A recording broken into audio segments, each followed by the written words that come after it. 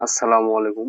আপনারা অনেকেই বলেছেন যে মেমোরি থেকে বা ফোন মেমোরি থেকে ভিডিও বা ফটো ডিলিট হয়ে গেলে সেটা আর পাওয়া যাবে কিনা। তো মূলত এই জন্য এই ভিডিওটি সম্পূর্ণ দেখুন এবং ভালো লাগলে আমার চ্যানেলটি বিডি নেটওয়ার্ক 2 এই চ্যানেলটি অবশ্যই সাবস্ক্রাইব করবেন এবং পাশে থাকা বেল আইকন বাজিয়ে দিবেন। তো দেখুন কিভাবে কাজটি সম্পূর্ণ করবেন। তো বেশি কথা না বলিয়ে চলে যাই। সর্বপ্রথমে চলে আসবেন আপনার মোবাইলের স্ক্রিনে আসার পরে যে কাজটি করবেন, একটা অ্যাপস ইনস্টল করতে হবে। তো সেজন্য আপনারা চলে যাবেন আপনার ফোনের প্লে স্টোরে, যার পরে সার্চ অপশনে আসবেন, এসে এখানে লিখবেন, এই সার্চ বারে লিখবেন গুগল ফাইল, GOOGLE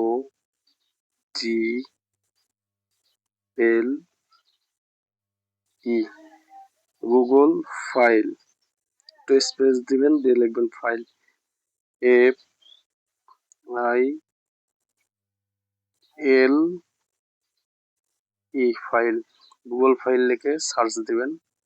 দেওয়ার পরে দেন দেখবেন এই যে নিচে লেখা আছে গুগল ফাইল, এই অ্যাপসটি ইনস্টল করবেন। তো আমার ইনস্টল করা আছে, সুবিধার্থে আপনারা ইনস্টল করে নেবেন। তো ইনস্টল করার হয়ে যাওয়ার পর এটা ওপেন করবেন, করার পরে দেখবেন এরকম করে ফাইল শো করবে। তো শো করার পরে যে কাজটি করবেন, আপনারা এখান থেকে অ্যাপস দেখতে পারবেন বা এখান থেকে ইমেজ বা ফটো ভিডিও দেখতে পারবেন। তো এখানে অডিও বা সবকিছু রিলেটিভ আছে। তো আপনারা যে কাজটি করবেন, এখানে যাবেন, যে এই যে টাস্ট বলে অপশনটা আছে, এই টাস্ট অপশনে ওকে করবেন। করার পরে দেখবেন এই জিনিসটা আমি মনে করেন রিটার্ন করবো আমার ফাইলে।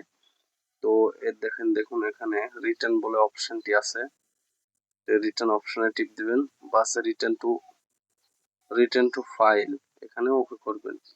বাস ওই স্ক্রিনশটটা আপনার আবার মানে ওই ফটোটা আবার আর কি এখানে চলে আসলো।